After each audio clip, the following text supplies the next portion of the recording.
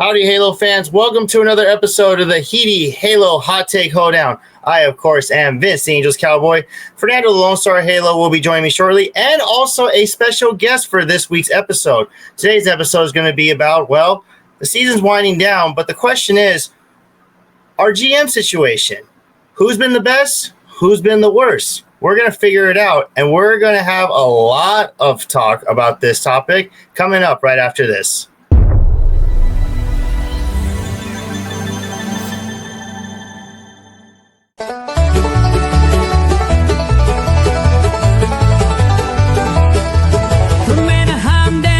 Texas plains, hot takes flying right off the reins. Lone Star Halo Cowboy Vince, calling it bold, never on the fence.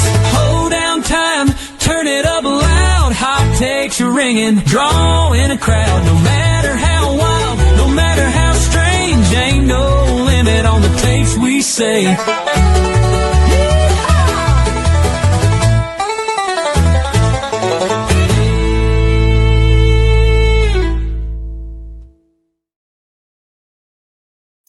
Hey, howdy, hey, welcome to this episode of the Halo Hot Take Hoedown of Halos in the Infield. My name is Fernando, the Lone Star Halo, joined here by Rob.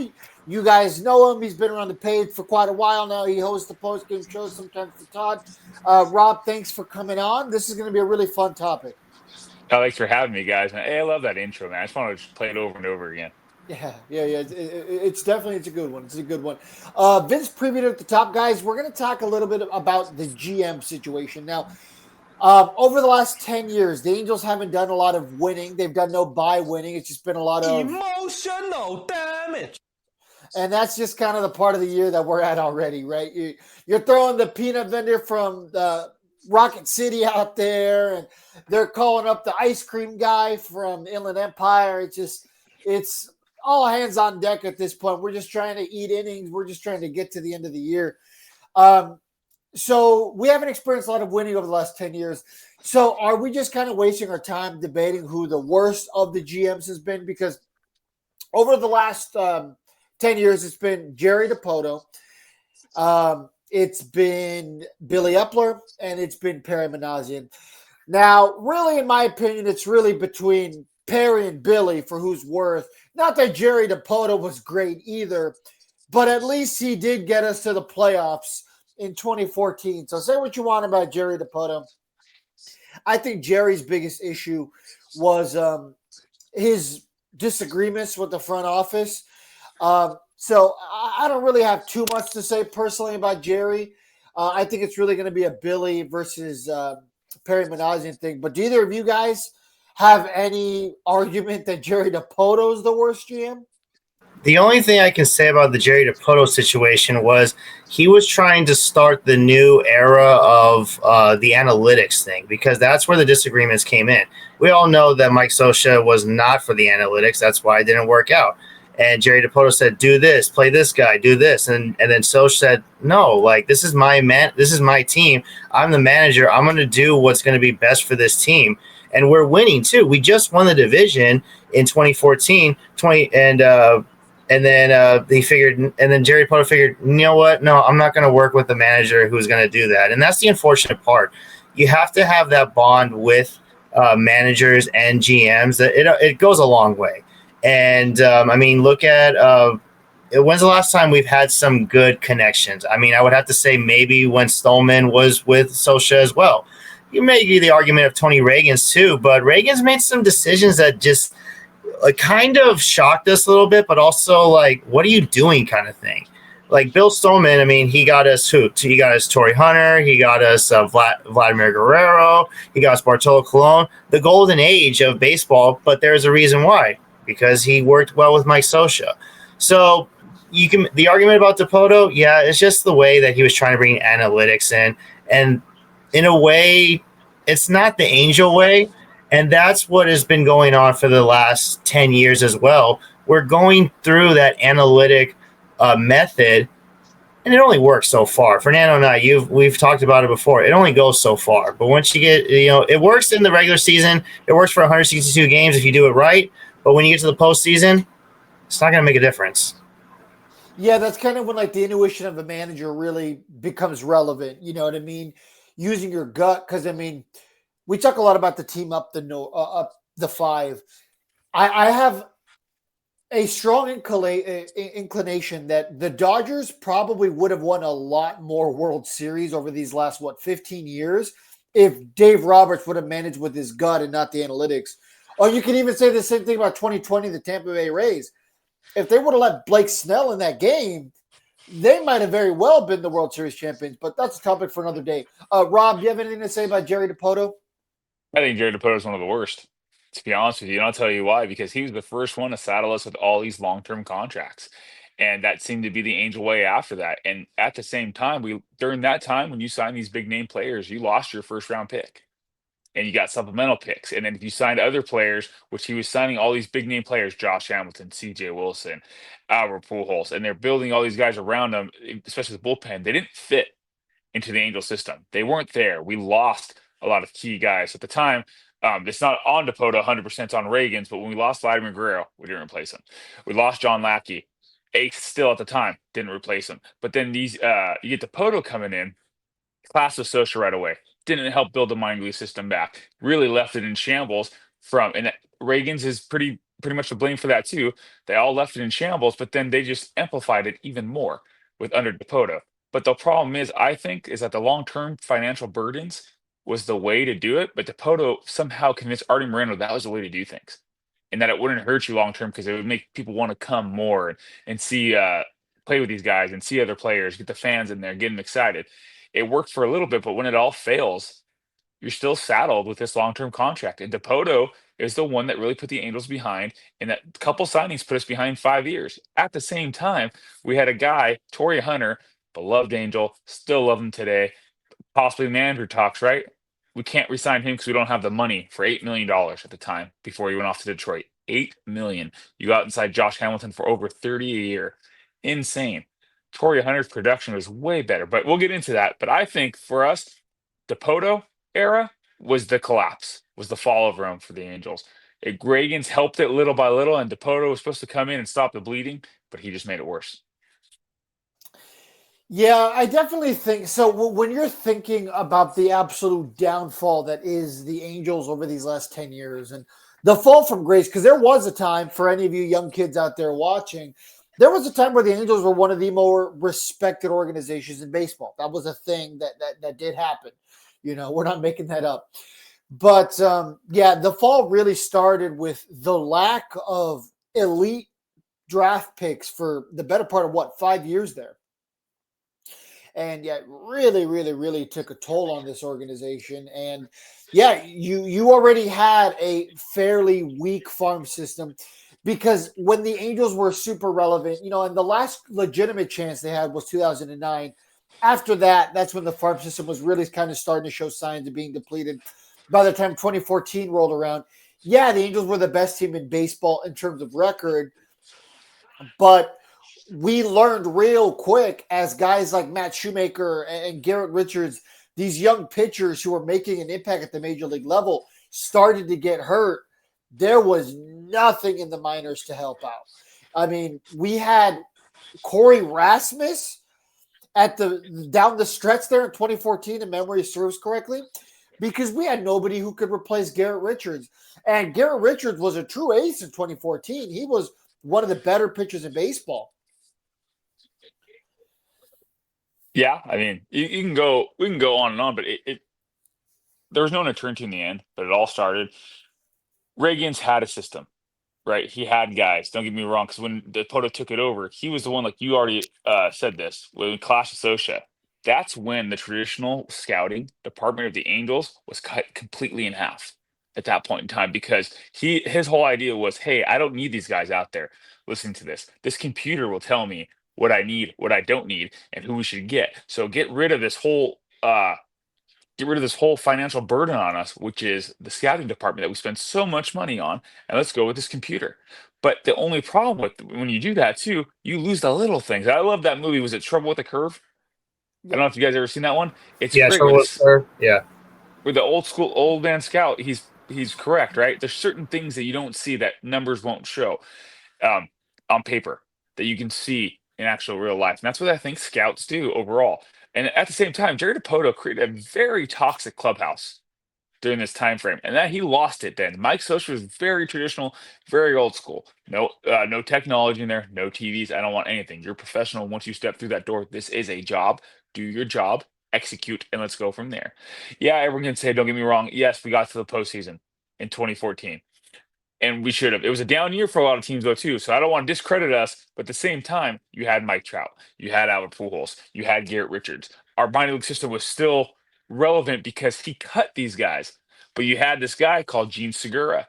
How long did we fight to look for a shortstop? We traded him off to Milwaukee, I believe, at the time. He had a couple guys who didn't work out. Caleb Cowart, remember that guy, third baseman for us? Golden arm, love that arm. Could never figure out hitting wise. Then we looked at it back and forth. Was trading for Zach Greinke. We dump a whole bunch of guys. Zach Greinke doesn't resign for us. This all happened under his watch of Dipoto. Mark Trumbo comes alive, and Mark Trumbo was a great piece to have. We let him walk. How? He traded for pitchers at the end, but who? Do you guys even remember what pitcher you got for Mark Trumbo? And then he went to Baltimore and tore it up with Chris Davis before he found his whole thing. We had Tyler Chatwood, pitcher, traded away. Anything we had relevant in our minor league system was traded away for major league veterans who weren't doing anything for us at the end of the day. The hope was these veterans would help these young guys bridge that gap. And let's see what they can do. And it never worked out for us. And then what happened? You never replaced those young guys, and the downfall began. Mike Clevenger is another name too for Vinny Pisano. That was that was key too, because like Mike Clevenger could have been a ace or a solid number 2 for our future, and we wouldn't be in the situation where we are right now. And now I understand like some of your points, Rob. I thought Dipoto like was gonna be like the saving grace for us, but after like hearing more details, it makes total sense. And yeah, that's the thing about some of these GMs. Like the worst decision you could probably make, I think we're seeing it right now, is getting players at 32 and above, and we're the victims of it. I mean, some teams probably have been like have hit, but we're getting a lot of misses, and we're getting the short end of the stick. Of course, there's that post I saw a couple months ago, the top 10 worst contracts in the history of baseball. We have 3 of them. And it's unfortunate to see that. And then you just have to change the culture. And so far, you've looked at the past GMs. Jerry Dipoto, you just said it right now. He didn't build a future. He wanted to build a now. And I think the reason why is because he saw Mike Trout and the potential he had. Thanks, and also give credit to Tony Reagan, because Tony Reagan drafted him. Let's not forget that part. So that's probably the highlight of Reagan's career, is drafting Mike Trout. And Dipoto comes in. He sees this guy named Mike Trout. You know what? How am I going to build around this kid? Well, the obvious answer is you build the future, okay? You build the farm system, and you go out and get draft picks that are going to be kick-ass guys for a guy named Mike Trout. He says, no, let's get Albert Pujols. Let's get a generational player who, just because we need a hole at first base. And it turned out to be a terrible decision. I mean, Albert did have a decent 2012, not the best we expected. Okay, how do we make this better? Well, who's the top free agent for 2013? Back-to-back years? And then it was Josh Hamilton in 13. So Dipoto decided to go with that strategy. Now I look back, it is a terrible strategy. Which leads to the next GM that took over, and Billy Eppler. Real quick, can I have a rebuttal on the Pujols thing? Sure, go for it. Well, I'll forever. Anyone who's been a long-time listener of this podcast network knows. Let's call it what it is. I am an Albert Pujols glazer. That's 100% what I am. You know what? I'm 30 years old. I grew up. That he was Superman, right? Anybody who. We're all of the age that all 3 of us grew up watching Albert Pujols be elite for the Cardinals, right? He was the best player in baseball, no debate at the time he was a free agent. And the only reason why I always kind of tell people when people are like, well, that was a terrible contract. You know what? Let's remember when that contract was made, there was not a single person in baseball who was like, this is a terrible deal. because every single team in baseball would have taken him for that contract, right? He did put us on the map. He did make it possible to get other free agents. And though a lot of those other free agents didn't pan out, that's a video topic for a complete other day. And I know we're going to touch a bit on back contracts today. The Pujols signing did get the Angels to that next level. And at least for the longest time kept the Angels relevant, even when it came time to look prior to the season starting. Hey, let's look at these rosters on paper. Pujols was always somebody who was penciled in there, or he was sharpied in there, and people always knew, even near the tail end of his career, that this guy was going to drive in 90 RBIs a year. So that I will say that about Pujols. It still offends me when people talk about his contract being so bad or like it was a mistake, because, at the time we were all celebrating it. Well, you look back, I mean, his numbers with the Angels, 256 hitter, over 220 home runs. That's great today. Today, that contract is underpaid. Isn't that crazy? That the perception of baseball from a little short period of time from then and now. I mean, at the same time, this guy provided to the Angels system a lot more than what we realized off the field too. He was great with the community, man. He's absolutely great. He brought the community up. He had a whole bunch of different programs going on, but it was these young guys. It was the Mike Trout coming in. It was even Shohei Ohtani. He helped him out too. I know with batting, he said something to him early on when he was struggling in spring training. He goes, "Hey, you got to change this." And he did. And now look at Ohtani today. Not to say that our Pujols single-handedly is responsible for Ohtani's career. No, I agree. Ohtani's a beast, but he helped these young guys out during that time. But his performance was there. I mean, expectations, of course, they're high, but at the same time, he had that plantar fasciitis. And the Angels, Artem Moreno, did nothing to help him. Didn't give him the special treadmill, forced him to run outside. And when you have plantar fasciitis, you should not be running outside, period. It is a special workout, and special equipment needs to be used in order to help you heal. But did he complain? Did he come out and not play half a year? Did he get a surgery that he's told, hey, please don't get it because it's not going to help you out at all? It might make it worse. I mean, I think they throw digs at Trout right now, but our Pujols is really not appreciated as much. And Trout kind of gets a little bit more. Granted, I get it. He's our guy. He has MVPs. I love Mike Trout. But the hate on Pujols is, as an Angel fan, it's irresponsible to continue to go after this guy, because this guy put his head down and went to work still every single day. It wasn't what we wanted at the end of the day, but he didn't quit on us. At the end, we quit on him, and he did say a couple things that was kind of harsh, but I just hurt feelings at the end of the day. You know how it goes. Yeah, I think the perfect phrase is that Pujols was always a pro's pro. Mm-hmm. You know what I mean? Nobody can ever say anything. His work ethic was unmatched. I mean, I don't know. I know you go to spring training now, but I don't know if you got to see him in spring training, Rob, when he was an Angel. Watching him take BP was just magical, man. What that guy was able to do with the bat, how well calculated his swings were. And say what you want, even at the end of his career, if the Angels needed a clutch hit, Pujols was always the guy who I wanted up there, because you know what? Did he ground in a lot of double plays? Sure, but you knew he wasn't going to strike out in that moment. And here's the thing. In baseball, you have to make contact to even give yourself a shot. Unfortunately, the shift was what it was, and he hit into the shift a lot. And obviously, this guy was so slow, at no fault to him, that he couldn't beat out a lot of these double plays. But he always had good at-bats. He never tried to do too much. He wasn't afraid to fly out in the outfield to advance the base runners. He was a smart hitter always. And that's one thing that you just can't take away from someone, their batter's IQ. Yeah, you hit the nail on the head there. The shift killed Albert Pujols' career. The rules today, he'd be much better hitter as an Angel, probably 270, 280 hitter overall. Yeah, probably. Yeah, and he was also a really good spoil pitcher or hitter too, because there were times where you would throw some outside pitches that you would think, okay, this is a strikeout pitch, and he knew he either fouled it off or he poked it to the right side. And because he was just a master with the bat, and he in St. Louis, same thing.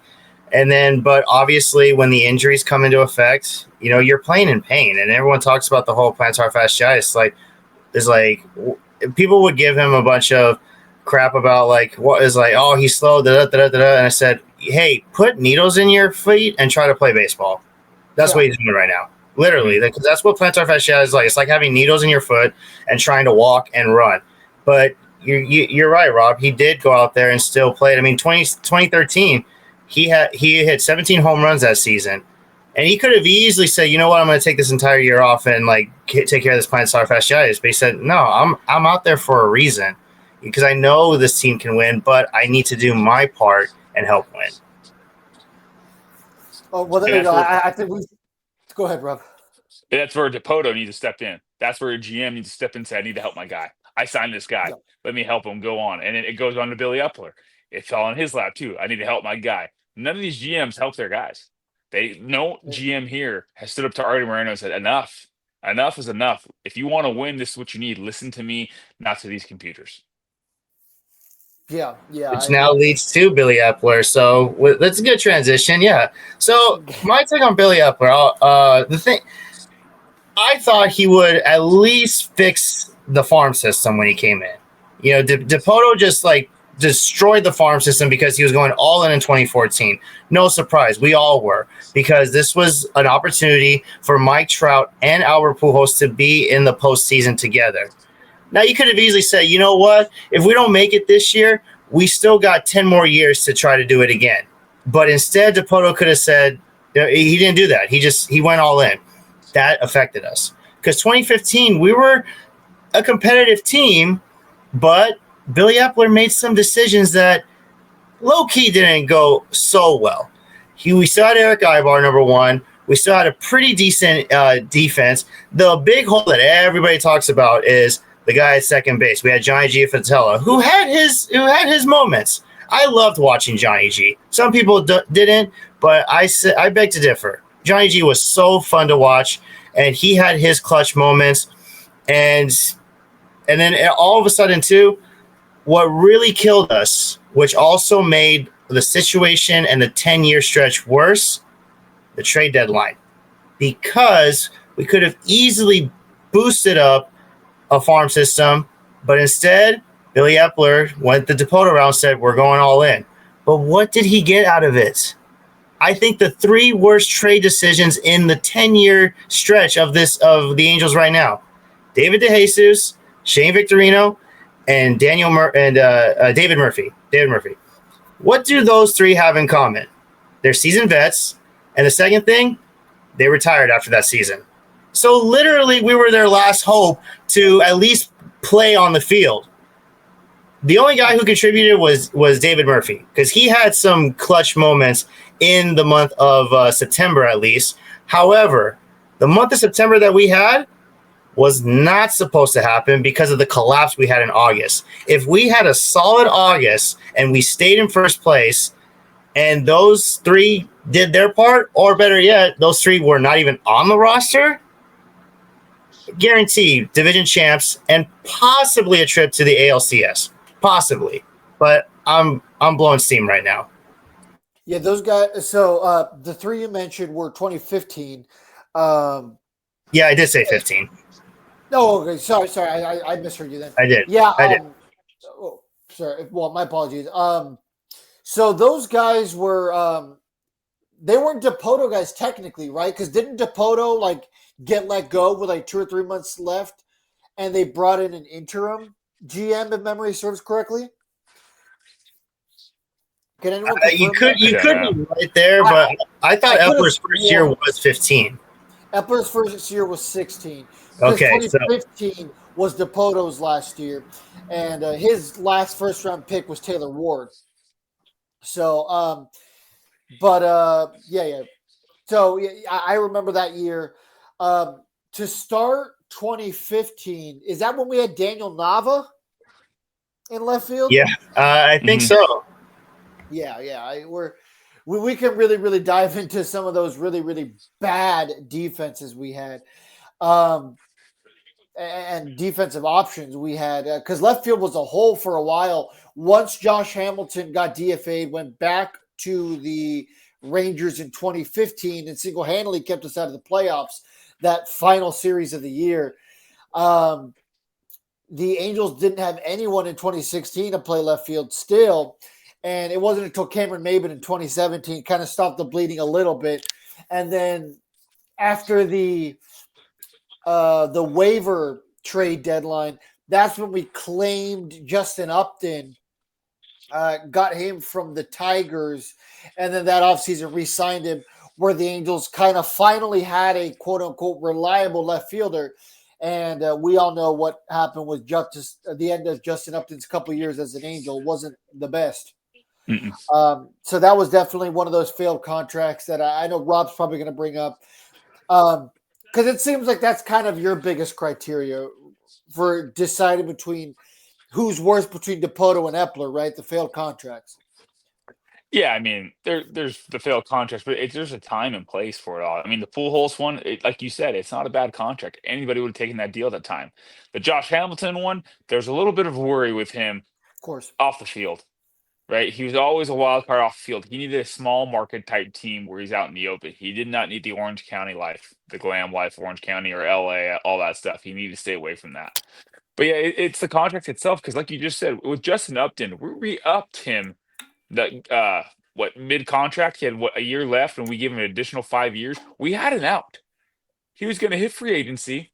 We He weren't was a going free anywhere. agent. We re-signed him. I thought we were signing him in season. No, we re-signed him. So he only had that final year or final month of his contract in 2016. And if memory serves correctly, it was literally the day after the Chicago Cubs won the World Series that they signed him, because I was in Arizona with my friends.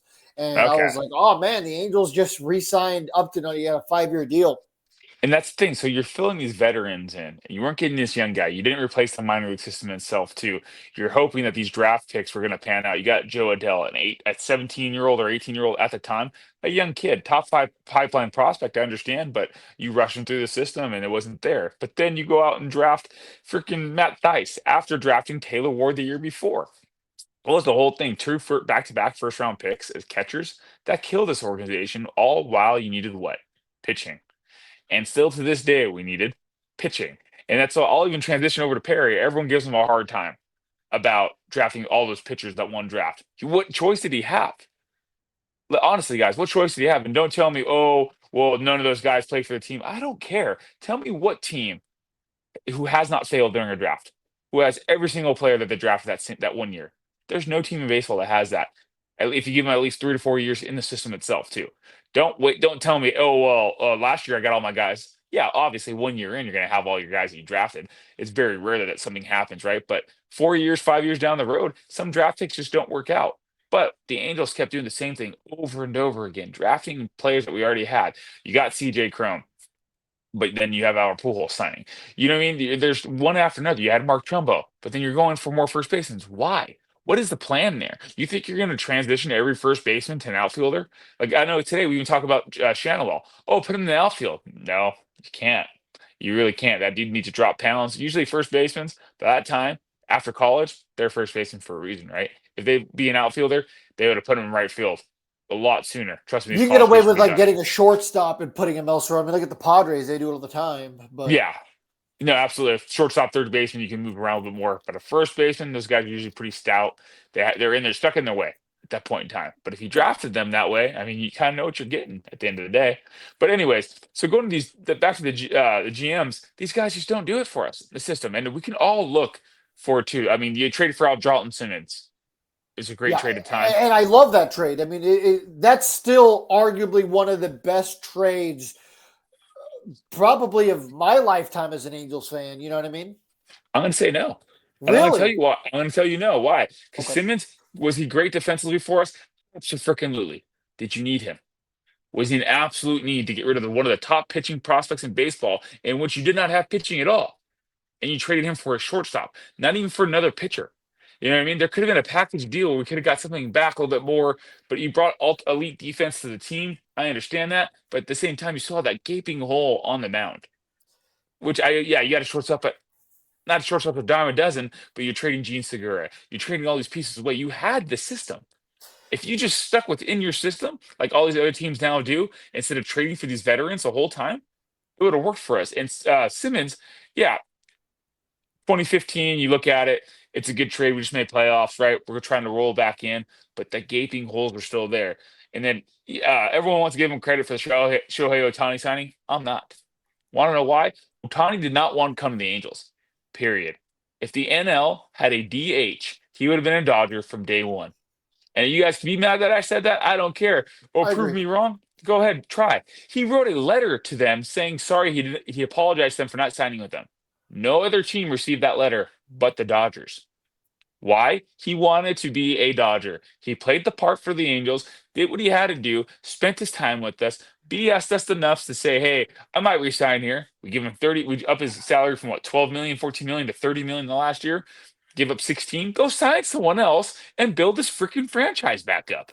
Why would you do that? You know what I mean? Yeah, and a lot of people could say, oh, hey, that's on Manassian, but we all know who's pulling the strings. That was Artie. We had all this time. And Epler, you saw this. You had a generational talent come in. You knew he was good. That's why you took him. Everyone was after him at that point in time. You had Reed Detmers that you went out and drafted.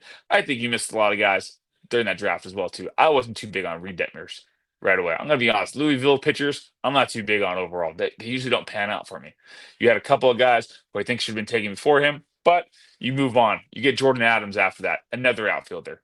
Okay, so I draft Joe Adele for center field, who's highly touted, top 5 pipeline prospect. Why am I drafting another guy to replace him a year later? It's not going to happen. There was no plan long term to fix the pitching. So when you go ahead and I'll go back to the Simmons trade, you trade for Simmons, you get rid of Newcomb, who you could have got a lot. I mean, Simmons was pretty good at the time. Don't get me wrong, right?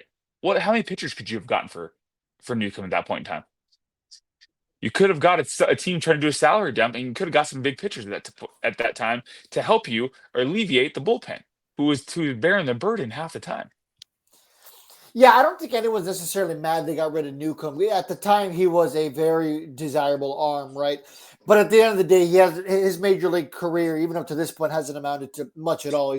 He's only worth a WAR of 4.1. He's 30-30 career, and he's got a 4.20 career ERA, right? Nothing. That's today, though, right? I'm talking back then when everyone was hot on him, right? He's a prospect at the time. People thought, oh, he's top 5 prospect in baseball. You could get a lot for top 5 prospect in baseball. If he doesn't pan out, he doesn't pan out. But was our general need at that point in time a shortstop or pitching? I guess the good news that ended up happening out of that trade, because there was a lot of people mad that the Angels gave up on Eric Ibar at that time, right? Ibar was still beloved at that time.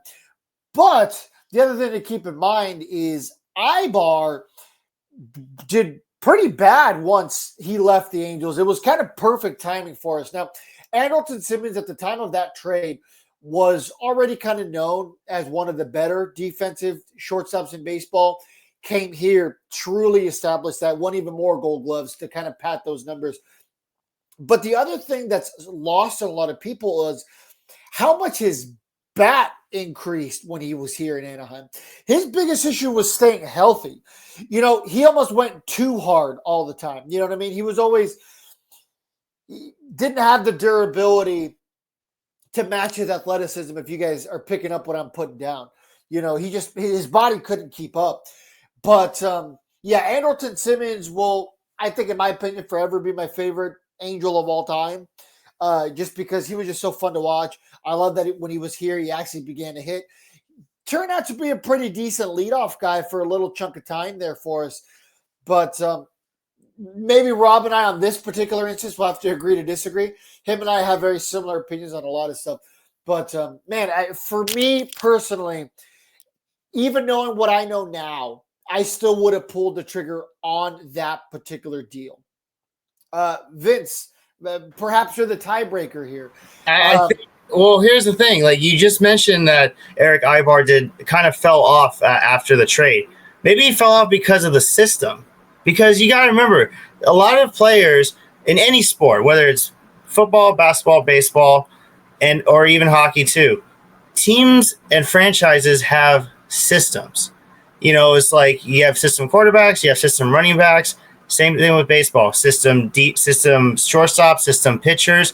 Maybe Ibar was, since he was out of the system, he was in the Brave system, and it didn't fit him, and that's why he struggled at the tail end of his career. Let's just say, figuratively speaking, we don't do the Andrelton Simmons trade, and we decide, you know what, let's boost up our farm system a little bit, but we'll still keep Eric Ibar because, you know, he fits right here. maybe he has a better 2016 and a 2017 to end his career. Maybe he plays a little bit longer with us. Maybe he becomes our franchise shortstop until maybe 2019 or so, or even 2020, however long it was. But I think that might have came into effect. Maybe it just fit perfectly for him, and a change of scenery would have affected his career. So at the time, yeah, I get it. With Anderson Simmons, he was a valuable shortstop. But Rob, you made a good point. That's not what we needed at the time. Pitching had always been an issue. Pitching was the issue in 2014. In fact, we had a strong bullpen during that playoff run, but our starting pitching, we were thin. We had Garrett Richards, the injury that killed us. If Garrett Richards stays healthy, doesn't tear his ACL, he's guaranteed the game 1 starter against the Royals. Who pitches game 2? Jared Weaver. Who pitches game 3? Matt Shoemaker. Who pitches game 4? That was the question. Maybe we do a 3-man rotation like we had, because CJ Wilson was not going to cut it, and neither was Hector Santiago, unless we had a farmhand who we built up correctly and came in and said, let's win this crap, and then pitch game 4 and have that dog mentality. But we never had a dog in the minor league system. We still haven't had a dog, maybe with the exception of probably like our position players. But when's the last time we've had a pitcher that's a bulldog mentality that got built in our farm system? I want to hear it. Seriously. The last time we had you said bullpen arm? No, bulldog. Bulldog mentality. Yeah, it's definitely been quite a while. I mean, Jared the obvious Weaver? names, obviously. Yeah, Jared Weaver, as I was about to say. So I'm looking at the 2016 projected starting rotation. So at the time, obviously, you had Weaver still. That was his last year as an Angel. You had Hector Santiago, who was just coming off of an all-star season. Ricky Nolasco. I bet you guys all remember Ricky Nolasco. I hated Ricky Nolasco. I was so happy when he was gone. Okay, now this was a name that at the time was interesting, and I know a lot of us were excited for him because he was still not proven but done enough. Nick Tropiano, if you guys remember him, he was still he was a good power, and we were all excited about him still in 2016. I know as his career progressed, we kind of saw, okay, this guy isn't anything. But at the time, we were excited for him. Jolice Chassin, that's a name that I had a really good 2016. Matt Shoemaker was still here. And then the biggest name that is forgotten a lot is J.C. Ramirez. At the time when he got injured, he led the American League. I think he was tied in wins. He had 10 wins at the time where he got injured and just was never really able to return to form after that injury in 2016. But, he was a guy that had a lot of potential. That 2016 starting rotation might not have been the sexiest, but there was certainly potential there. Garrett Richards was still trying to rehab. Nope, Garrett Richards was back because he was the opening day starter against the Cubs. In 2016, that was the day that we lost 16 to 1, maybe? That's 9-0. But Jake Arrieta pitched that game. Yeah, I was there. I was there, yeah. I had season tickets in right field, so I was there. I remember us getting shellacked. I remember that. Yeah. And that was the first year that Mike Trout did not hit an opening day home run. Mm. But for me, done it every other year. During this time frame, right, you have Epler coming through, doing all these things. There's so many free agent pitchers that he's going after hitters. This is the point in time where the Angels went for hitters. I understand we traded for Andrew Haney, but again, we needed somebody at that point in time where we were at in 2014, 2015, even 2016. You needed a guy right then and there, a young guy, someone locked into a deal. You had David Price was a free agent, didn't touch him. Zach Greinke, free agent, didn't touch him. Johnny Cueto, didn't touch him. Lackey was again, and then there's one more guy, the guy from USC. I can see him, a big, tall guy. Ended up being a closer at the end. He was a starter for San Diego, and they changed him to a closer in Arizona.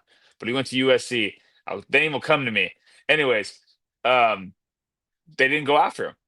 We shifted our whole thing from pitching, good minor league system, to hitters, and everyone back. That was the worst thing for us by far. Yeah, I think the biggest thing that we're doing here is blaming Billy Epler for what the Angels have never done. And that's pay for pitching. Artie's never been a fan of it. I mean, there's been two pitchers in Angels history that have gotten over $20 million a season, right? Or is it three? Because was CJ Wilson making 20? I think he was just under 20 million. Yeah, he was just under 20. He was getting close to that. Yeah. Yeah, so Noah Syndergaard was the first pitcher in Angels history to get over 20 million because we're not counting Shohei, obviously. Yeah. And then we just have Yusei Kikuchi. Literally, only two pitchers in Angels history have made over $20 million a year. That seems like it's more of a front office thing, and front office meaning ownership than it has to do with the general managers. I mean, do you guys think I'm wrong with that? Because Billy Epler went to New York and immediately paid for pitching. Yeah. I think he finally realized too, but it does also come to effect about the front office. Oh, by the way, Rob, it was Ian Kennedy. Ian Kennedy, the big tall guy. Yes. Yeah. Anyway, but going back, what's the first thing he does when, like you said, when he goes to New York, he buys pitching, and it's funny to say that because New York, they're notorious for, or not notorious, but what's the Yankee tradition? Home run hitters. So you go out and get the big name free agent hitters. You don't really get much of the big name pitchers. I think the last time that happened was CC Sabathia. But then what happens once Epler was there after Garrett Cole signing. But yeah, the Yankees get Garrett Cole in 2020. And Billy Epler went to the Mets. Say it again? Billy Epler went to the Mets. That's right, Mets. I'm sorry. Yes. Yeah. My mistake. But yeah, the Mets, they went and got pitching. And that, you're right, Fernando. It does come from the front office. It's the conversation. And you look at the signings. Yeah, Artie was just going after hitters because I think Artie was going through the whole, like maybe the early 2000s, late 90s mentality of chicks dig the long ball. So he figured, okay, let me get some power hitters that's going to bring people into the fans. And then it bit him in the butt. Because you got Vladimir Guerrero. You know, he was the big name free agent at the time. He was Mr. Everything in that free agent class. And look, we all came, but we came for two reasons. One, we were winning, and number two, we had one of the best hitters in the league. When we signed Torrey Hunter, same thing. We were winning, but we also had one of the best defensive center fielders in the game who could hit as well. So how many times, with the exception of number 17, how many pitchers can you say, or how many times have you had a moment where you said, oh, I can't wait to go to an Angel game because so-and-so's pitching? Jared Weaver, that's it. But Weaver wasn't a free agent signing. Yeah, he got built through the farm system. But when's the last time we've had like a free agent signing that we were excited to see? Never. Yeah, we were excited to see our hitters. We were excited to see Pujols. We were excited to see Hamilton, Vladdy, Hunter. It's just it all goes to the front office because you have the good thing about Billy Epler is that he had an owner who was going to cut the checks regardless of how much he was going to pay. He said, Billy, what do we need? We need pitching. How much? I need this much. Steve Cohen said, here you go. Go get him. But even he never had that luxury here in Anaheim. But even then, that imploded on him too. At the end of the day, you need a minor league system because he went from getting all those guys to trade. He traded away J.D. Davis, traded away Max Scherzer, David Robertson, Tommy Pham, Canna as well too. Verlander, he had to trade all those guys away because his system of buying didn't work because he didn't have the minor league guys to fill in when he needed them the most.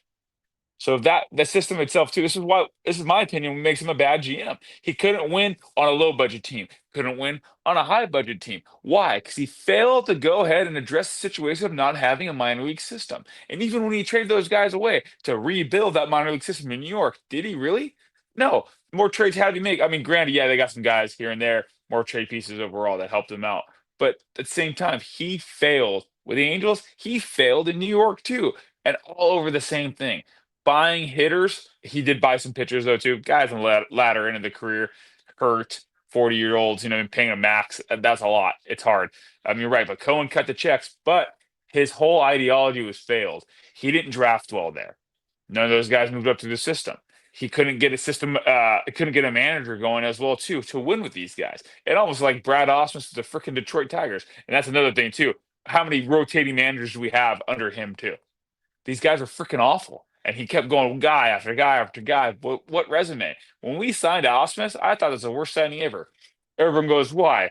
He lost with 3 Cy Youngs on his staff in Detroit with Cabrera, Prince Fielder, Ian Kinsler. He was stacked. Curtis Granderson. We can go on and on. That team should have won the World Series 2 out of 3 years. They went to the playoffs with him. They should have absolutely won. They destroyed every team. Yeah, they literally had one of the best starting rotations of all time. And then if you look through the lineup today, looking back, that's a great lineup as well too. He couldn't do it.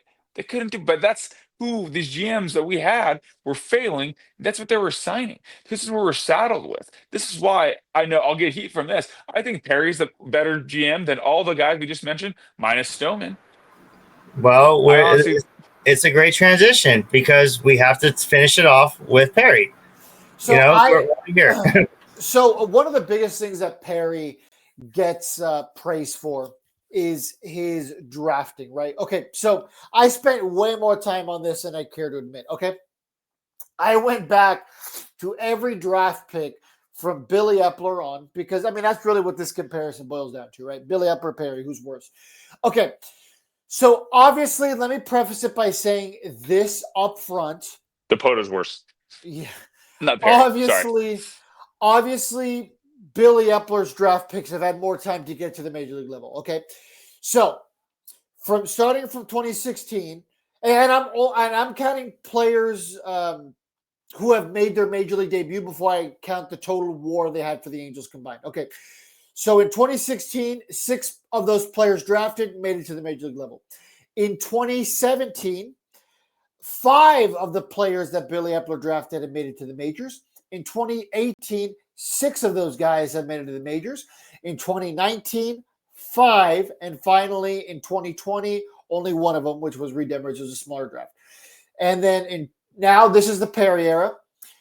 In 2021, 3 of his pitchers made it to the major league level. In 2022, 4 of his guys drafted that year made it to the major league level. In 2023, you only have Nolan Chanuel. In 2024, you only have 2, and that's Ryan Johnson and Christian Moore. So if you take all the guys that Billy Epler drafted that made it to the major league level, you would have 23 guys total that have appeared in a major league game.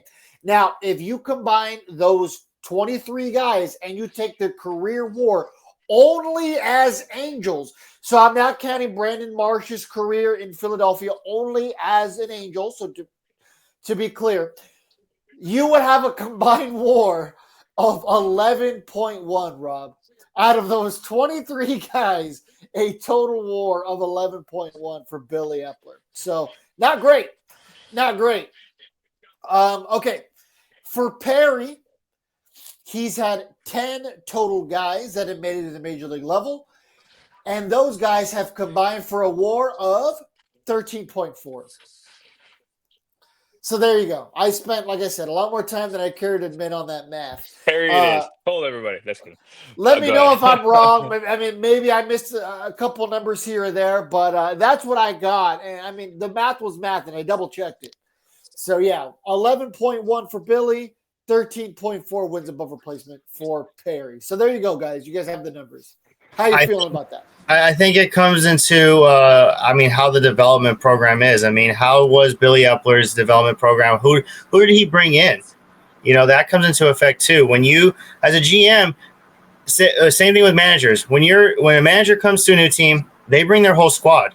They don't stick with the same squad that they've had. It's not like, we got a new manager, but we're going to keep the same guys. It's like, no, it doesn't work like that. You bring your whole squad. You look at Ron Washington, it just different faces all around. Phil Nevin, same thing. Joe Madden, whoever, right? So with Billy Epler, maybe the way the people he brought in to develop the players came into effect. Yeah, we called up so many guys. You just saw we just heard the numbers, but did they really work on these guys to be major leaguers? Sounds like not. Now, Perry's team probably most likely, and what it sounds like, he had guys that are building these players to be major leaguers. And that's the thing about what you need with developing. You don't just you don't develop the best players. You develop major league players because you could be the best player all around in your respective division or your respective level. You know, AAA. You could be the best in AAA. It doesn't mean you're going to be the best in the major leagues. So you have to change the strategy and how to develop these players. And also, we talk about every month at least. We talk probably one time, Fernando and I, the unorthodox way of drafting players. You see, Billy Epler went the old school way of like, let me build these guys. Well, guess what? Yeah, you did the traditional way. The issue was you didn't have the right guys to build the traditional way. Yeah, Perry, on the other hand, figured, okay, I'm going to do this an unorthodox way. But does he have guys that are building these guys the traditional way? No, he's building them the unorthodox way. He most likely picked personnel to say, hey, I need you to get this guy to the major league level in 3 months. And look what happened. He's got Zach Neto, he's got Noah Shonowell, and he's got Christian Moore all at the major league level right now, who will most likely be part of the core four, along with Logan O'Hoppe, the core four of the Angels' future for sure. At least in the infield spot, but for sure, like those are the four guys you need to build this franchise around. And yeah, like I said, unorthodox way, but it seems to be working so far. yeah. If you're Perry Minasian, you definitely need to get a fruit basket for Zach Neto because out of that 13 WAR, 11.6 of that was Zach Neto. So he did the bulk of the heavy lifting there for sure. Yeah, I mean, Zach Neto by far, in my opinion, was the best player that was drafted in 2022. I don't think he's got a ton of competition that year. He's been a fun guy to watch, and I think he has truly proven that this is his team by far. There's a lot of our fans at the beginning of the year were like, well, it's also Logan O'Hoppe's team. You know what? For the first time going into next season, I think Logan O'Hoppe should be in a situation where he has to compete for starting position next year.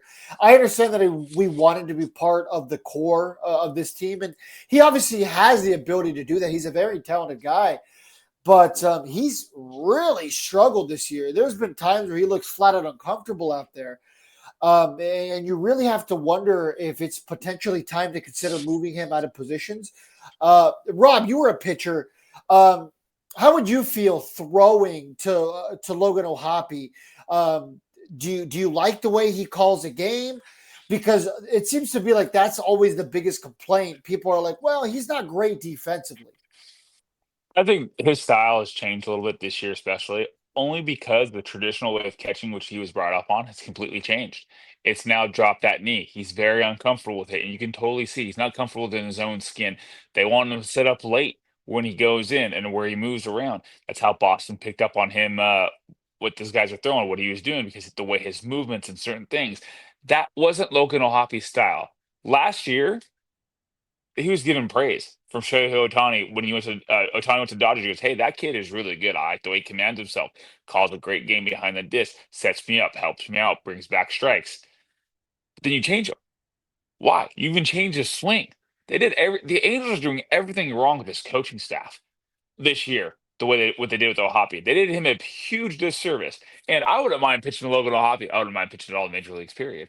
But Logan O'Hoppe himself, too, last year and the year before that, he had great command. And it wasn't I wasn't huge on him at first when we got him from Marsh, but Randy at the time goes like, "Hey man, this kid's gonna be really good. Just wait, give him a chance, give him a chance." I go, "Fuck catchers, man." I always think my thing about catchers is, hey, as a pitcher, you love your catcher when you're throwing to him.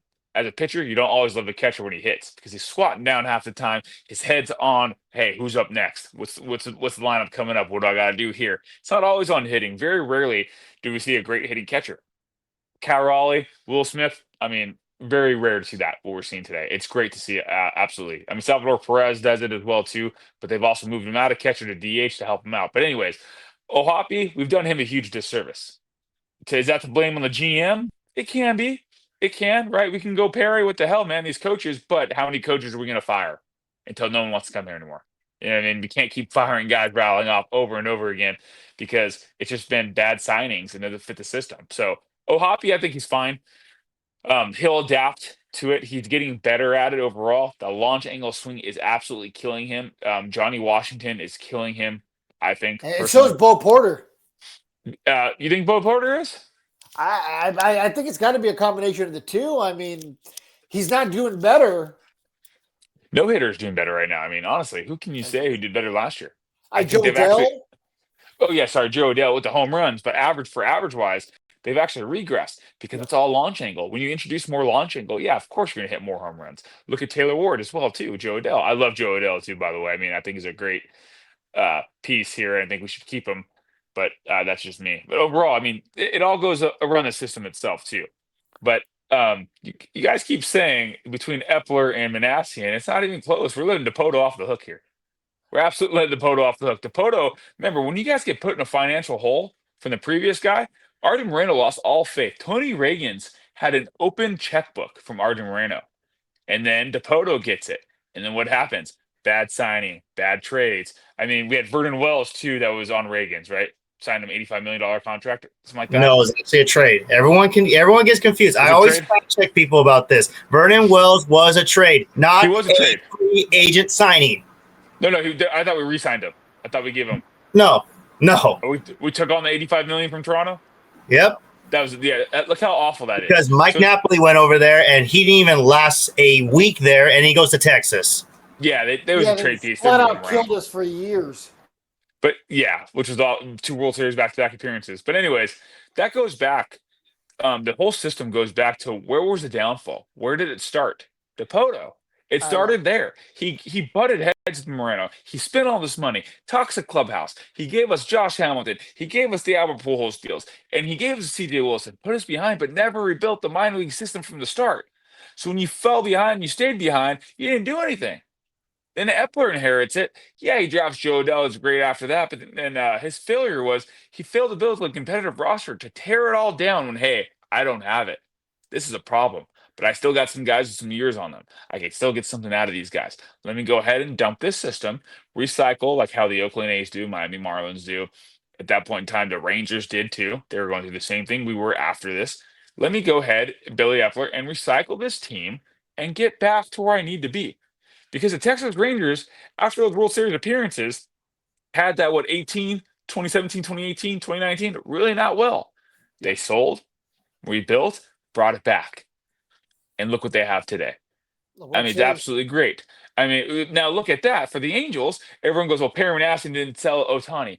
Guys, we have evidence. We have receipts from GMs, Baltimore, Tampa Bay, and San Diego. Padre said it was a done deal. Jackson Merrill was the only hanging thing on it. Why didn't we do it? Because Artie Moreno pulled back. We swept the Yankees, and all of a sudden, hey, we got to flip the switch like that. Let's buy. So now, if you're the GM, you have to do what the owner says. And it has been confirmed once again, over and over again, that under Perry Manassian, the meddling of Artie Moreno has been the worst of all time, to the point where teams don't even want to deal with the Angels anymore because Perry will make a call. Deal is somewhat done, not etched in stone, because I got to check with ownership. What do you mean? They don't know you're calling? That's the response back we've seen these GM say. GM in San Diego, again, said it. Because who did he want this year? They wanted Taylor Ward. What was the return going to be for these guys? And look what everyone goes, oh, well, Perry had chances. Well, look what he got for us. Who did we trade away when we got Sam Aldeguerri and George Clausen? We traded away a closer who we didn't have a need for anymore. I love Estevez. Don't get me wrong. I love that guy to death. He was great here. But we knew there's always a closer there that we can go pull from and sell and bring to the team on a 1-year deal, like we did with Kenley Jansen, Raisel Iglesias, Carlos Estevez. And Estevez, I'm really not upset with that trade at all because he was good. Always the first half, fell apart the second half. Every single year, did the same thing with the Phillies, fell apart with them. I hate to bash the guy. I really like the guy overall. But yeah, Perry's a bad guy. Then we look at this year. Taylor Ward, Luis Rengifo, Jansen. There was all those guys were getting calls like crazy. Joe Adell was receiving calls like crazy. What could you have gotten for these guys? What could you have gotten last year too? Tyler Anderson ringing off the hook. I was never a fan of Tyler Anderson. I think he was one of Perry's bad signings, even though he 8 innings, right? He's a Barry Zito. That's why I call him a Barry Zito for the Giants, because wasn't great, but he's not bad because he did eat innings. You knew what you were getting. He wasn't putting you in a hole all these times, right? But you go over throughout this whole thing. Everyone wants to give Perry crap about all this stuff. Oh, he hasn't built the minor league system back up yet. Yes, because he was forced to sell half those guys to get Randall Grichuk, CJ Crone, Ronaldo Lopez, Lucas Giolito, who's a piece of crap because he goes in Boston and freaking dominates. I don't know how we didn't get Dylan Cease in that deal. But yet, okay, look at those 4 guys. Each guy was a minimum of 3 players, or excuse me, a minimum of 2 players to get each guy. A minimum of 2 players to get each guy.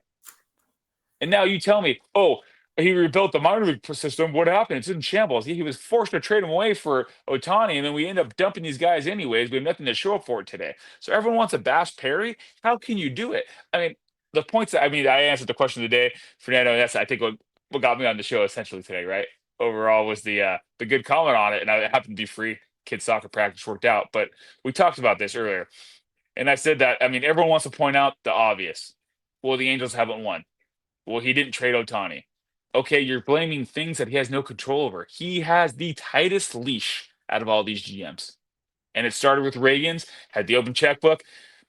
DePoto really ruined it for us and really got off the hook. Why? Because he left. Oh, look how great he's doing in Seattle. He's made over, what I say, with the 70 trades, and he has torn down that whole thing and rebuilt it because they allowed him to do so. So don't tell me that he's a better GM. He's just allowed to do more where he's at. But yet, I mean, Angel fans, I love you guys, Halos and Infield. But a lot of Angel fans look at that. They want to see success. Oh, Perry. Oh, yeah, he's draftable, but not everyone's hit. Okay, what? Even in the NFL, does every draft pick hit? Basketball, baseball, it's all the same. No, nothing's a guarantee in life, right? But Arden Moreno's meddling, tight budgets, impulsive decisions that he's had over his long-term strategy, his splashy signings, has put a major constraint on this team, and Perry Manassian cannot do anything about it. He cannot. How many top 100 prospects could you have gotten for Ohtani? At least 4. We've seen it, right? Last year, didn't want to do what he wanted to do. This year, I don't know. It's all over. And everyone goes, well, he's missed on free agents, missed on these little small guys. Who the hell wants to come here at this point in time, knowing that, well, I'm going to sign a 1-year deal with the Angels. So come July, I might be gone.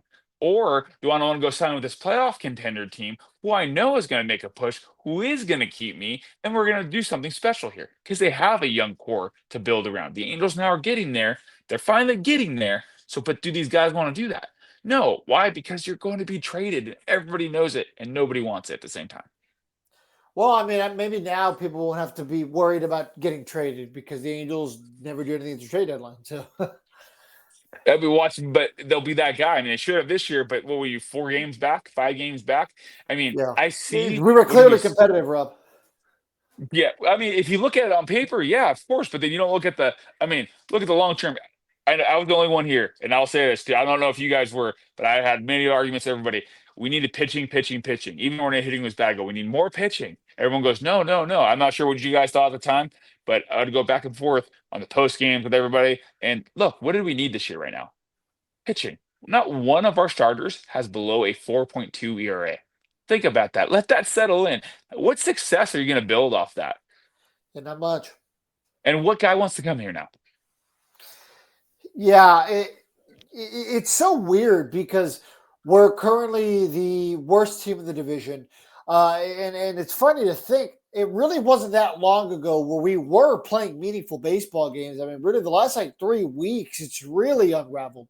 I mean, we were really since the All-Star break, we've been essentially out of contention. But the point is they were still in striking distance. Stranger things could have happened. But yeah, the last 3 weeks has just kind of fallen apart. And it's going to be really interesting to see when this offseason comes around. Is there going to be enough there for some meaningful pieces to want to come here? Now, there isn't really any sexy names in this year's free agency market. There isn't any sexy pitchers that are going to be on the market. Really not even any big bats. It's honestly one of the more lackluster free agent classes in recent memory, but that's a topic for another video. I don't know if you guys have gotten to look too much into the free agent class, but Yeah, nothing crazy. I mean, when Alex Bregman, if he opts out, which he probably will, is arguably the most attractive name. That kind of tells you everything you need to know right there. But yeah, the Angels' biggest mistake in the last decade, as we've learned, is always trying to go for the big name. They need to start going for the right names. So hopefully they can start getting some of these guys to plug in holes, because that's what free agency is. You want to get guys that are, at least for the Angels, replacement level, because you have your Netos, your Shanuels, and your Wahapis that you're hoping are going to take that, continue to be at the level they could and should be at. You still have one more year of Taylor Ward. He's probably not going anywhere, though he should. But once again, topic for another day. Adele's, you could probably Sharpie his name on the roster next year. I see no reason why we should move on from Adele. He's controllable. He's young. He's clearly still productive. And under proper coaching, I think Joe Adele could truly be, call me crazy if you want, but I think he could be an MVP caliber type player. We've seen it this year. He's a great corner outfielder, just isn't a good center fielder. But, that right there, I mean, that's 5 position players right there who you can already have set in stone for next year.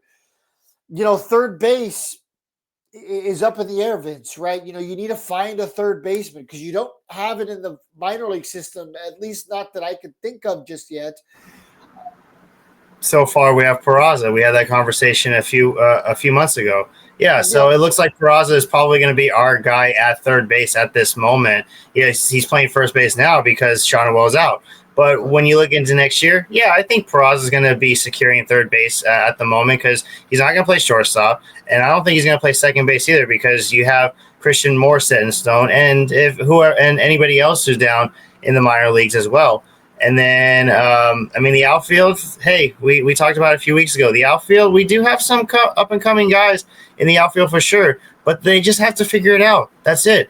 And they have to get developed correctly, and it all comes down to that.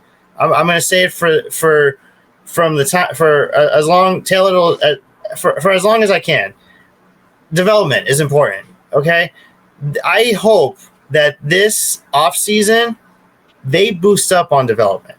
I hope Perry comes in and says, look, we need to boost up on our development.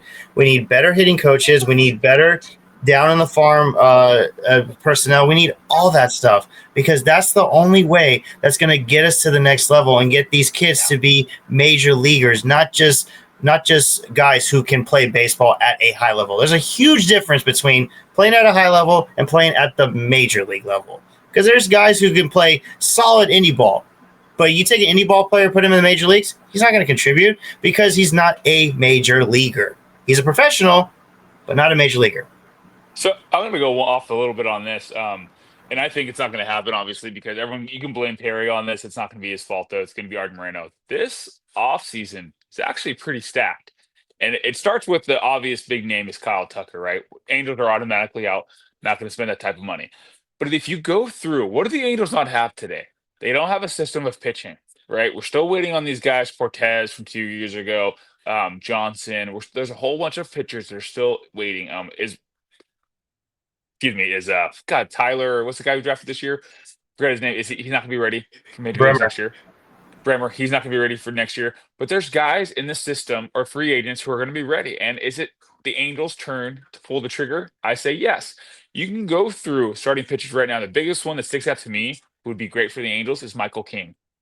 That guy is a ground ball type pitcher. He is really like Jose Soriano when he's on. Very rarely is Michael King off. He was a setup man in New York. They changed him over to be a starting pitcher in San Diego. He has done great. Had a rough year this year. The Angels got to him too when they played. But this is the year not to go youth movement. This is the year to break out the checkbook, go these guys. It's not going to happen. But you can't blame Perry for this. And this is exactly my point. Everyone wants to go and blame Perry Manassian for this. And it's not him. He is not a bad GM. He has made some great trades. He has gotten pieces here and filled those voids. What minor league system did he inherit? Don't tell me he inherited a top 10 minor league system. BS. He inherited the second to last minor league system. Yeah. Second to last. And then when he was forced to trade all those guys for Ohtani, it quickly became the last place minor league system. And he hasn't rebuilt since. Why? Because the very minimal trades that he has made still has not been enough because we don't have the next man up situation. But anyways, We have Nick Martinez, pitcher for the Reds. He's struggling a little bit, but he does fit us. Cody Bellinger could be a free agent if he opts out. He has a player option on his, which I do think he exercises and goes hits that free agent market. I don't want Bregman, but I'm just going down. Schwarber, I don't want Schwarber. Everyone keeps talking about Schwarber. No, we don't need those guys. We need Yeah. pitchers. We need guys. I kept saying that Nick Pivetta was one of the guys I thought we should have got. Even if we have to go, I would like to go after the I, second baseman, Padres. I, I'm not nearly as excited about this free agency. It's I'm looking actually right now. This is a game changing free agency. Why? Because there's no big names out there, but there's quality players who will contribute to a postseason run and help elevate your team if you sign the right guys that help you. Think Yeah. about it today. If the I think Angels go you're get right. I'm so used to getting looking at the big fish and then us getting disappointed when we don't get them. So no, I think you're absolutely correct. This is kind of like the guys that the Angels actually have a shot at, right? These are the role players who get you to these World Series, who get you these postseason pushes. Because don't get me wrong, yeah, it's nice to have a Paul Skeens and all those guys. Yeah, you mean you get a win every the fifth start, but it's those other guys in between that are going to have to help with the team, produce for the team in order to get you there too. And another guy that I like too is like Tyler Mahle. Guy's a local kid, Huntington Beach or Westminster, starting pitcher, can grit it out. These are the guys I'm talking about, but it's actually pretty sexy. If you go through it, I'm pretty hyped up about this free agency. You have Eugenio Suarez, Seattle. He's older. He's a free agent. We're in Hefo. The way he's been playing lately, he is going to get a lot of looks too. There's a lot of relievers out there. Ryan Hensley, Robertson won't resign. He's older, but the guys here I can see fitting into the Angels into the system, but within our budget if we do it the right way. If the Angels can actually pull something off, but you're still gonna have to bring out the checkbook a little bit because these players want to get paid before this lockout happens. And yes, I think a lockout is happening. It's Agreed. inevitable. I've been calling that for 4 years now. A lockout's gonna happen, but no one's believed it. Everyone believes me now after the Otani signing because at the end of the day, guys, this is a union. You can't have a guy here getting paid the same as or getting paid that much more than a guy down here. But this guy down here helped that team win the World Series. Tommy Edman compared to Shohei Otani, 700,000 versus $70 million. You mean to tell me that if without Edman or without Kike, the Dodgers win the World Series? Hell no, they lose in San Diego. So Otani, yeah, he helps here and there, but not that much. But anyways, again, back to GMs. Perry Manassian, I'm not saying he's the best GM the Angels have ever had, but he's not the worst. He's not from the other guys. The Poto and Epler take the cake. They left him a hole. He has filled that void, but ownership keeps suppressing him down more and more and more. And like I said before, there are receipts claiming or not claiming, justifying those claims of what everything's been said. And Perry is a class act where he will not throw his owner under the bus. What is his response always? I do not talk about private business matters. End of story. So out of that alone, you knew Dipoto and Artie Moreno weren't getting along. You knew Epler and Artie Moreno weren't getting along. Perry and Artie, you know if they're not getting along right now? Could you guys tell? I can't. That's a first class guy. It's absolutely first class guy. And I've met Perry Manassian, and you can tell. I mean, I'm a firm believer. You can tell by a man's interaction, how he shakes your hand, how he greets your son and all that stuff, or your kids, whatever it is, what type of man he is. And I've had nothing but great things. He's greeted my son twice at spring training, talked to him, asked him who his favorite player was. My son doesn't know him from Adam. Doesn't know. He looks like a regular Angel employee, right? But I judge a man off that, and I look at his stats overall, and I look at realistic stuff. Yeah, he's quick to point the finger at and easy to blame. Yeah, because he didn't trade Otani, but it wasn't him, guys. I keep saying that over and over again. But yet, I see in the comments, fans go over and over again. They'll find some flaw, but at the end of the day, that same flaw doesn't circle back to him. It goes back to ownership meddling in this. He has the tightest restrictions. Yes, he has made more trades than Epler. Yes, he has made more trades than Dipoto, but he was forced to make a lot of these trades. I still like my final take on it, and we'll let Vince close it out. I still liked Billy Epler, the best of the three. Either way, we're comparing three fairly unproductive GMs, right? I mean, yes, Jerry Dipoto did get the Angels to the playoffs in 2014, but I mean, that was really about it, right? There was no playoff wins. So it's hard to really call that a resounding success. They were the best team in baseball. They got swept out of the building by the Kansas City Royals. No offense to them. They were a great organization and ended up winning the World Series the next year. But in the same breath, I think Rob brought a very good argument. And actually, I think he swayed me. I think, though he did see the last Angels playoff run, I think Jerry Dipoto is the worst of the three main guys that we talked about. For the simple fact of he's kind of the root of the bulk of the problems. It's hard for us to ever know who was truly enabling the heavy spending. Of course, Artie Moreno had something to do with it. We know that Artie Moreno wanted guys like Pujols. Was Artie truly the one that signed Zach Cozart and all those guys? That we will never know. And I know that's a Billy Epler thing. But the fact of the matter is that's kind of when things really started, to Rob's point earlier. That's really when I start to see the negative turning point of the organization.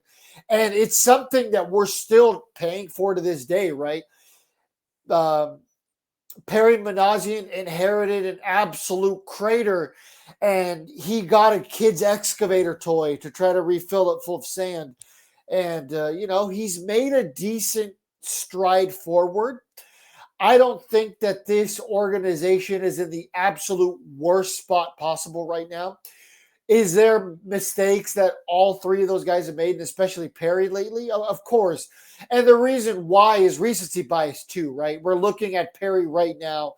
We're looking at Perry's shortcomings. And we don't worry about the shortcomings we've seen over the last 20 years because right now we're dealing with the Perry Manassian era. And perhaps when the next GM comes along, maybe we'll almost get nostalgic for those lightning in a bottle draft picks that Perry's made. Time will tell inevitably. But I will say that I do believe that right now the Angels aren't in an absolutely terrible position. Is the farm system still not the best? Absolutely. But they're trending better now, right? I think that as these guys that were just drafted, since the Angels had such early picks, maybe next year, because a lot of those guys will maybe be top 100 prospects because they've had a little bit of time in the minor leagues, and their names will be out there. Their portfolio will be a little more filled out. I think the Angels will have a couple more top 100 prospects. Ryan Johnson just is in some top 100 starting to crack, and that's only going to help the organization take a step forward and hopefully bring us to relevancy again one day. But this was a fun show. This was a fun topic. Vince, what do you have to close this out with? I will say this: I don't think this show wouldn't have been as great if Rob wasn't here, because I think he put in a lot of points that I didn't even know about. So I'm glad he came in on this episode because it really persuaded me a little bit too. Because I did want to easily say, yeah, Perry is the worst, but after hearing about what Dipoto did, then it does persuade me a little bit. I still think Epler might have been the worst one because he could have done a lot better with his draft picks. He could have done a lot better with player development. He could have been the guy to basically get a 10-year or better yet a 20-year stretch future, but it wasn't the case. I think he was trying to, but the players he selected were not the best. Unless, like I said, it all comes down to development. Maybe he just didn't have the right guys to develop these certain players. Because Joe Adell was I think Joe Adell being developed under Perry's crew is what got him to where he is right now. Because if he was still in Epler's crew, he's probably the biggest bust in Angels draft pick history. Good point. Yeah.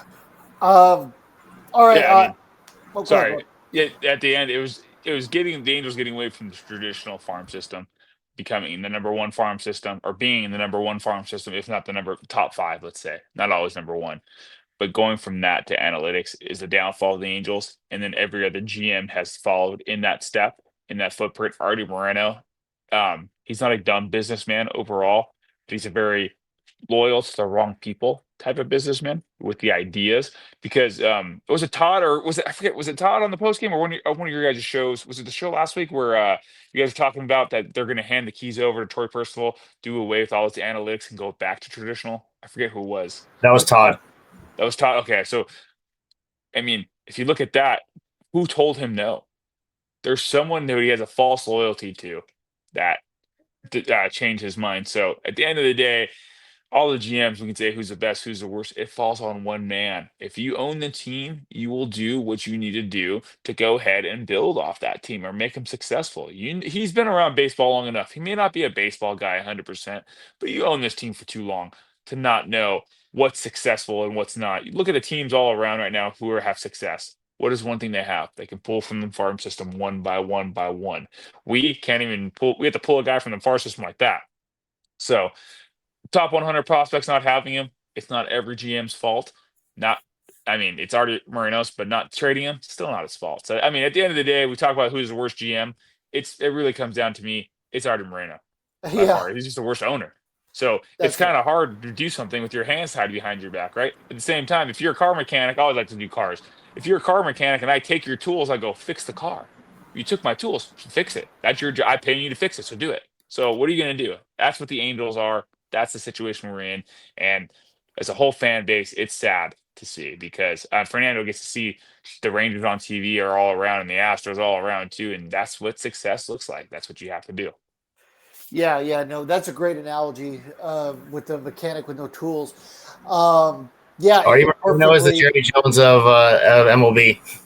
Yeah, absolutely. You know, I see Because it playing Jerry with Jones Cowboys too. controls, Jerry Jones calling the shots. He's the GM and the owner. That's what it Yeah. sounds like right now here in Anaheim. Look, there They at needs least to make be a playoffs. healthy medium. Yeah, that's true. The Cowboys at least do make the playoffs more often than they don't. But you need to know how to run your business. So there's nothing wrong with the head of any company getting involved to a degree, right? I personally like a hands-on owner, but I don't want an owner who has their hands in every jar at once, right? There's nothing wrong with knowing how the product works, knowing how the company works, because you need to be able to do that as an owner, right? There's a lot of people who give the woman, I don't know exactly her role with the Indianapolis Colts. They give her a hard time for just being on the sideline taking notes, but it's like, okay, you know what? If that's the extent of what she's doing, and I'm not a Colts fan, so I can't speak of this, but from the outside looking in, if that's the extent of what she's doing, and she's just trying to learn so she could maybe be a better owner, great. I don't see an issue with that. Or what was the name of the woman for the Marlins? Kim, I forgot her last name. Mhm. Did a great job. Did a great job. I know she was not an owner. She was the general manager, but she wanted to be the president of operations. Also with the Marlins, they wouldn't let her do that. There's a lot of people who rise up the ranks. You start off doing something at the bottom, whether it's a coach or whatever, and you rise up the ranks, and you get the correct people under you. But once you get to these positions of power in any organization, you have to let the people that you hired make do their job. And Artie just simply doesn't do that. He just never does that. He gets involved in things that he shouldn't, and we all know that. But yeah, several good points tonight, Rob. It was great to have you, buddy. Oh, thank you guys for having me, man. I really appreciate it. Sorry, I'm getting mad at my kid right now. He No, keeps no, you're good. throwing everything around. You're Don't good. worry, we're about to wrap it up, so you're good. But as we head out here, guys, make sure you follow us at Halos in the Infield. Thank you guys for joining us. Follow Vince at Angels_Cowboy. If you're going to be at the softball tournament on Saturday, let us know. If you're there, tag us and all the stuff. Hell, even come by and say hi if you can't make it. I promise you that we'll take a quick second to come by, say hi. We love meeting you guys. And even if I know Vince always said, if you see him at a game, holler. He's the guy wearing the cowboy hat, right? It's the brand. So if you ever see any of us, let us know. Rob, do you ever have people run into you? Yeah, someone's called me Todd walking by one time. Hey, Todd, I just said hi. I know they Yeah, you meant know what what? they meant overall, but yeah, I mean, very few times here and there, but I've been called Todd a couple times, so I mean, it's cool. I mean, at I least don't they're mind. trying to know you, right? Yeah, you know what? I don't mind because you know what? At the end of the day, the community here is so great. I mean, at the end, it's it's why we're here as fans. It's why we tune in the game. Because if I've never found Heedy, I'd be checked out like everyone else is at the end of July or maybe August this year, right? It's just tough. But finding you guys was more than a blessing, man. And the fans, I love seeing everybody in the comments and all that stuff. And I like the banter too. I like giving people a hard time. I like when people talk trash back to me and say I'm wrong. I love that stuff. I don't know why, but I love it. So I love this whole community and everybody that's watching these videos. Like, subscribe. It helps out the page so much. I've learned from watching you guys. There's so much that goes on behind the scenes that no one else sees. It's absolutely great. But you guys are absolutely great to work with every single time.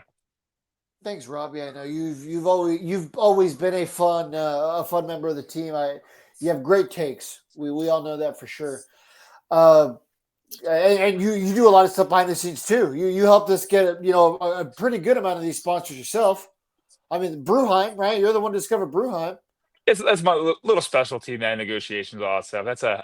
I dabble in certain things. You know what I mean? So it's if I could help out in any way, shape, or form, especially when half the stuff that we do just goes right back to charity or right back out to the fans. I mean, how can you not help a cause like that? Yeah, no, absolutely. We have a very charitable group of people here, and we've always been appreciative of that. Speaking of sponsors, 714 tickets, guys. Use the coupon codes. That helps us out a lot too, because then we get to look at 714 tickets and be like, look, guys, people do use the code. Actually, we've heard from Ron Holt many times that the HITI code is the most used code that they have, and it's not even close. So that's beneficial to you guys. So use it for any kind of sporting event or any kind of concert. Make sure to check it out if you want a show. They probably have it on there. So once again, HITI for 10% off. They're already low deals. And remember, no hidden fees. Bruheim mentioned Halos and the Infield for drink specials. The LC Dugout's always doing some fun memorabilia events for the Angels and for the Ducks and a couple of other teams too. So check them out.